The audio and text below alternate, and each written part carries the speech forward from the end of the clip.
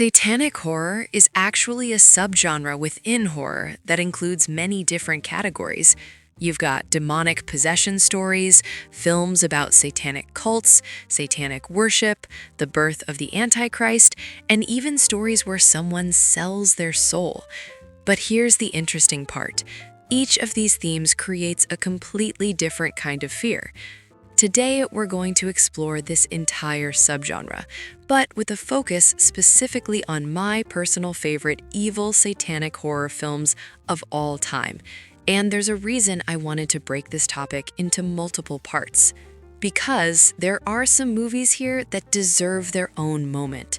So, yes, this is part 1, and if you enjoy this kind of horror, make sure you subscribe because more parts and more horror movie content are coming. Now, before we start, there's something important to mention. We're not going to be covering any horror comedies here, and we're also skipping movies where demons are basically used like zombie-style monsters. That's not what this list is about. Instead, these are films that give you a real sense of pure, overwhelming evil, the kind of horror that slowly creeps under your skin and stays there.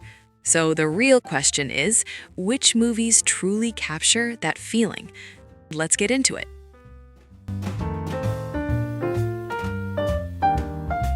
The Witch from 2015. And here's something interesting.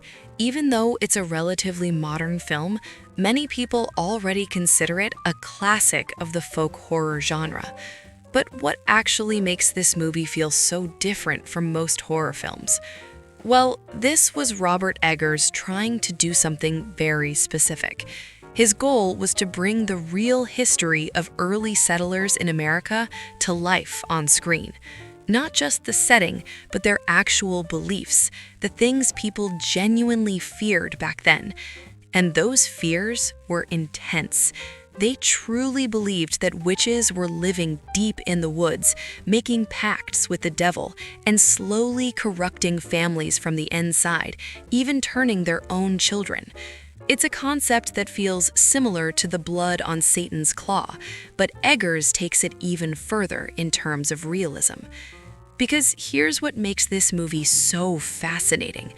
Robert Eggers is obsessed with historical accuracy, and because of that, he crafted this movie in a way that feels incredibly authentic to what people actually believed during that time period.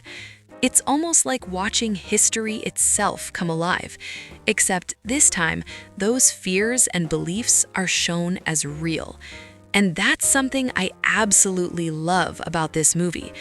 Visually, I think it's one of the coolest looking films I've ever seen. The way it recreates that time period is just incredible. Everything from the environment to the atmosphere makes it feel completely immersive. But another thing that really stands out is the cast. This movie was actually where Anya Taylor-Joy got her big start, which is awesome because she's become one of my favorite actresses working today. But at the same time, Ralph Ineson as the father delivers such a powerful and engaging performance. Honestly, it's kind of mind-blowing how convincing he is in this role. And then there's something else about this movie that a lot of horror fans instantly recognize. This film gave us one of the most iconic modern visual representations of the devil. If you've seen the movie, you probably already know exactly what I'm talking about. So yeah, I absolutely love The Witch. The Devil's Reign from 1975. And this is where the list really starts getting interesting. The Devil's Reign is pure, bonkers exploitation horror at its peak. But what makes it even more surprising is the cast involved. You've got William Shatner and Tom Skerritt playing brothers, even though they don't really look like brothers at all. But that's part of the charm of this movie. And it doesn't stop there. The film also features classic Hollywood names like Ida Lupino and Keenan Wynn, which already makes the cast pretty fascinating.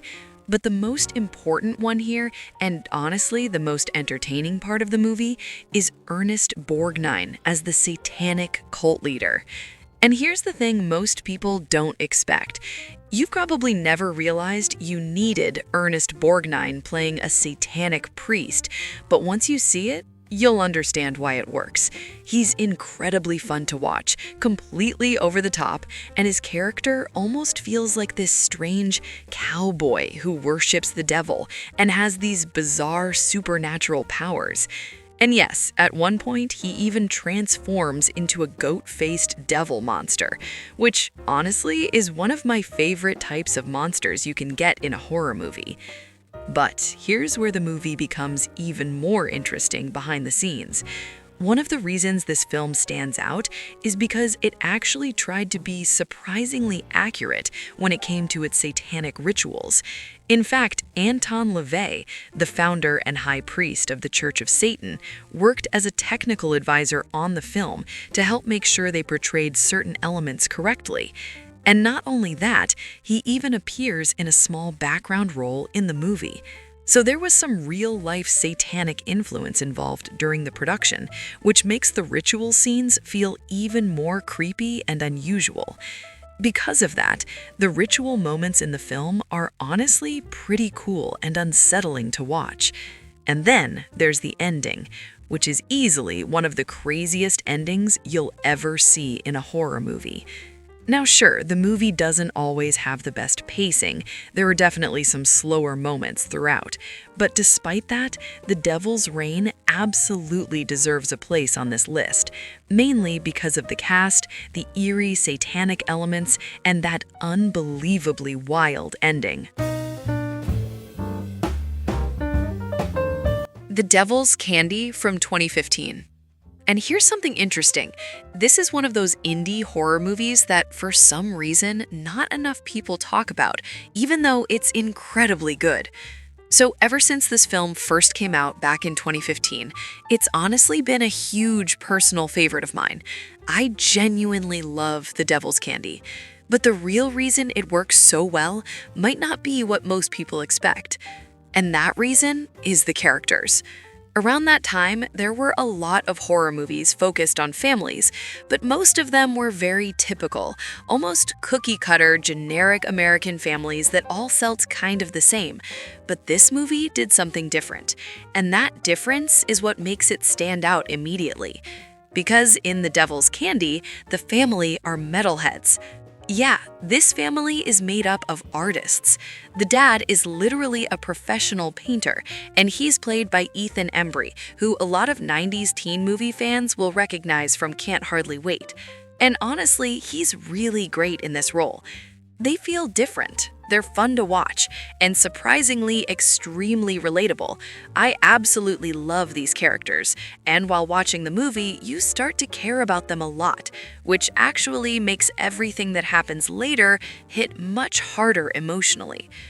But here's where the movie takes a darker turn. The Devil's Candy deals with a very disturbing kind of possession. It's almost like the devil slowly getting inside someone's mind, pushing them, influencing them, driving them toward violence, even murder, as if it's feeding something darker. And there's one particular character in this film who suffers from the worst version of this possession. And the scary part, he feels incredibly real and incredibly dangerous. He's played by Pruitt Taylor Vince. He is genuinely terrifying, extremely menacing, the kind of presence that makes every scene feel tense the moment he appears. And that's why I think this film works so well overall. It's intense, it's emotional, and at the same time it blends satanic horror with this heavy metal atmosphere in a way that feels really unique.